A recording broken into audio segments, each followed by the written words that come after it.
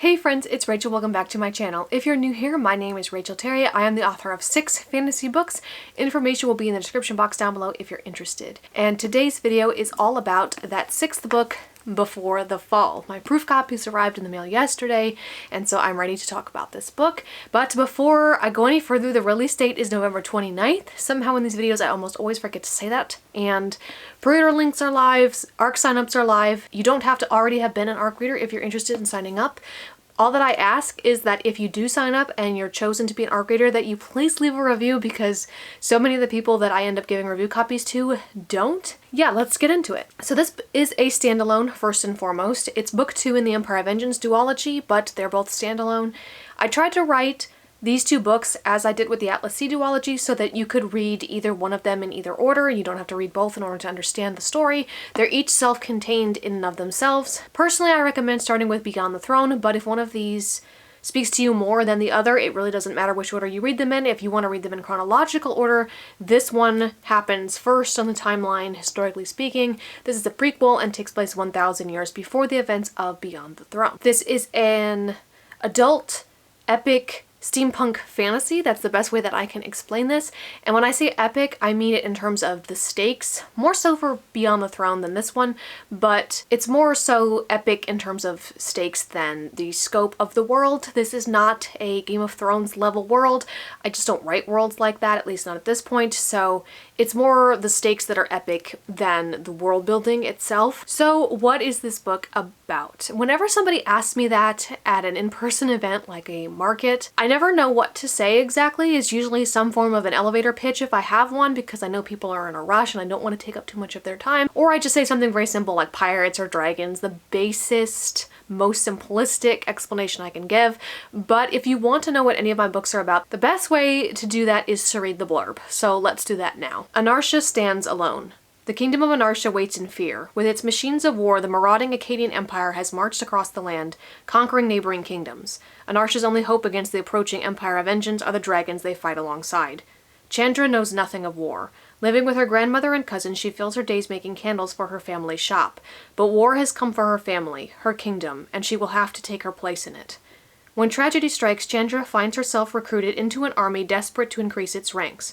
Paired with a dragon named Shebeleth, the two must form a bond that will help them survive on the battlefield and see them through the war. But Anartia will need more powerful allies still if they are to win. Desperate to save his people, the Anartian king turns to a higher power, one even the Empire cannot conquer. But what he unleashes may lead to the ruin of all. Set 1,000 years before Beyond the Throne, Before the Fall chronicles the fall of a kingdom and the rise of an empire. So yeah, if you've read Beyond the Throne, you basically know how this book ends. If you've read the blurb of Beyond the Throne, you basically know what happens in this book. And if you've read the tagline even, you know what happens in this book. That's not really a spoiler, it's just you may not know exactly how we came to be here.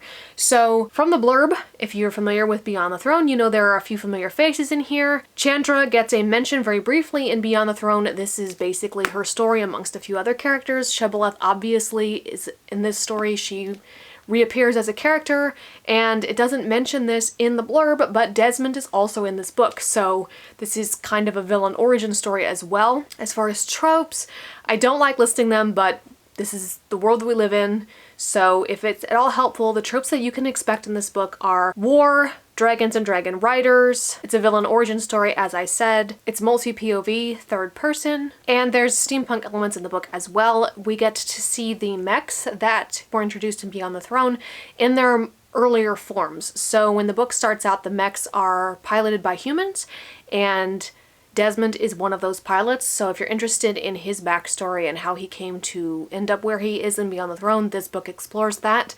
The mechs are definitely not what you see in Beyond the Throne. They're far more primitive, but we get to explore as advancements are made in that. So you have, again, both the real-life dragons and the mechanical ones. The one thing that this book doesn't have that all of my other books have had so far is a romantic subplot.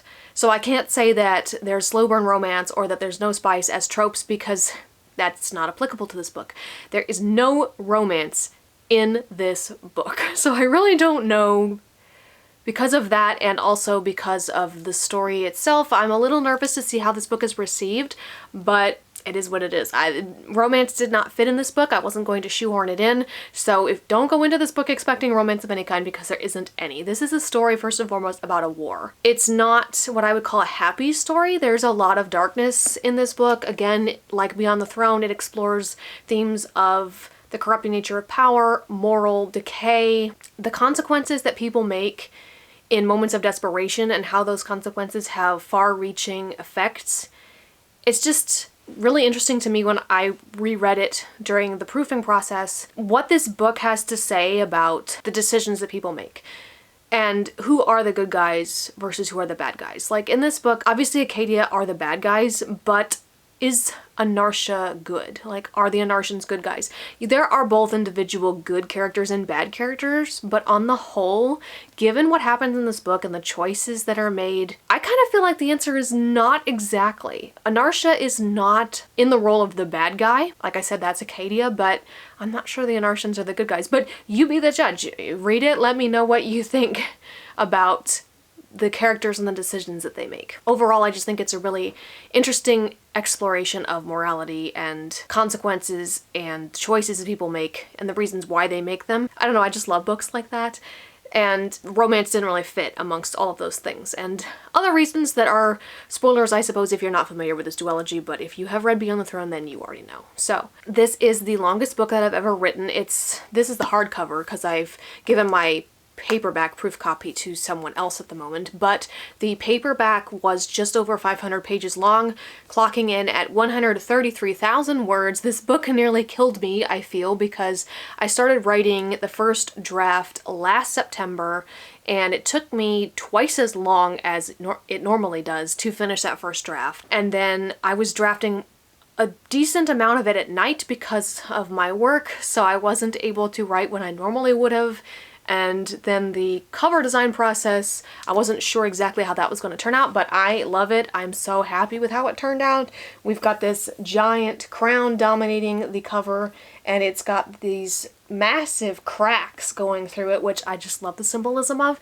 And I basically knew that I wanted a broken crown to be the centerpiece of this cover, whereas we have the mechanical dragon on Beyond the Throne. So I think that's everything that I have to say about this book right now. I'm excited for it to come out. November 29th was a little bit later than I had intended, but to be honest, when I picked November 1st as the original release date, I don't know what substance I had consumed, because that does not give me enough time for ARC readers to sign up and receive and then read the book. So if you would like to be an ARC reader, the link is in the description down below, and if I remember, I will try to leave a pinned comment with that information as well. And as always, if you have any questions at all about this book or the Empire of Engines duology or even any of my books, feel free to leave them in the comments down below and I will do my best to answer them. So there you have it. Thank you for watching. If you enjoyed, feel free to leave a like, comment, and subscribe so you don't miss out on any future content.